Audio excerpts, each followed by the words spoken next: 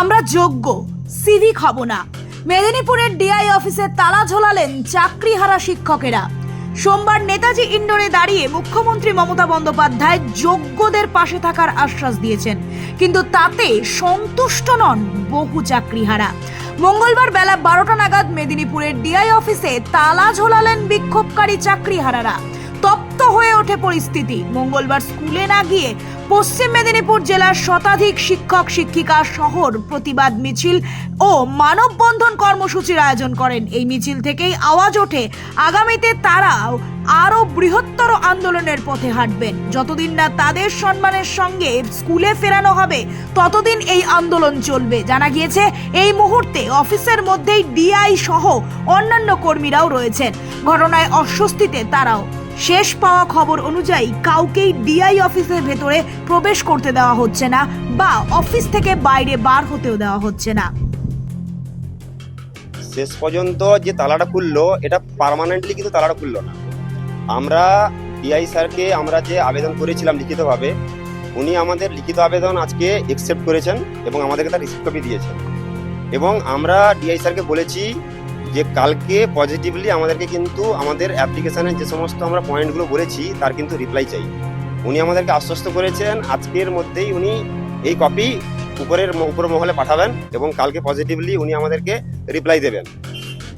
আমরা অনেক আশ্বাস পেয়েছি আগে, আমরা কিন্তু এই আশ্বাসের উপরে কিন্তু ভরসা করে বসে থাকবো। কালকে আমরা অফিস আওয়ারের আগেই আমরা ডিআই অফিসে এসে যাব। অলরেডি আমরা প্রত্যেকটা ডিস্ট্রিক্টে ডিআই অফিসে তালা লাগানো কর্মসূচি আমরা কিন্তু গ্রহণ করে ফেলেছি। যদি কালকে আমরা কোনো রকম আশ্বাস না পাই, সদুত্তর যদি না পাই আমাদের ডেপুটেশনের, তাহলে কিন্তু কাল থেকে লাগাতার আন্দোলন আবার চলবে। মানে তালা লাগানো, আবার কালকে আবার তালা লাগানো, এবং তারপরে জোরালো আন্দোলন পরশু থেকে শুরু হবে। আমরা মূলত যে দাবিগুলো রেখেছি, মেন যেটা একটাই দাবি, আমাদের যোগ্য শিক্ষক শিক্ষিকা শিক্ষাকর্মীদেরকে নিজস্ব জায়গায় পুনর্বহাল করতে হবে। এবং তার জন্যে মুখ্যমন্ত্রী যে কথা বলেছিলেন ভলেন্টিয়ারি সার্ভিসে যাওয়ার জন্য, আমরা কিন্তু সেটাতে যাইনি। তার প্রমাণ আজকে আমরা এখানে উপস্থিত। যদি ডিআই লেভেল থেকে কোনো রকম ভলেন্টিয়ারি সার্ভিসে যাওয়ার জন্য কোনো রকম তথ্য উপর থেকে আসে, উনি যেন আমাদেরকে ইমিডিয়েট জানান। আমাদের অ্যাবসেন্সে বা আমাদের অজান্তে যদি কোনো রকম স্কুলে এরকম তথ্য পৌঁছে যায় যে আমাদের টার্মিনেট করে নতুন ভলেন্টিয়ারি পোস্ট ক্রিয়েট হয়ে গেছে, তাহলে কিন্তু আমরা আর শান্তিপূর্ণ বিক্ষোভ আন্দোলন করব না।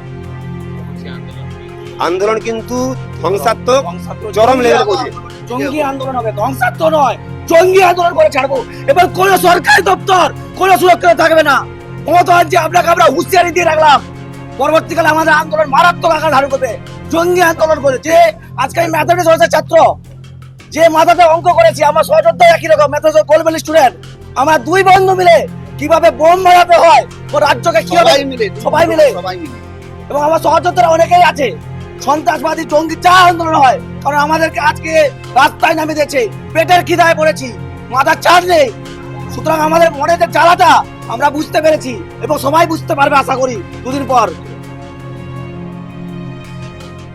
Bureau report, the voice now.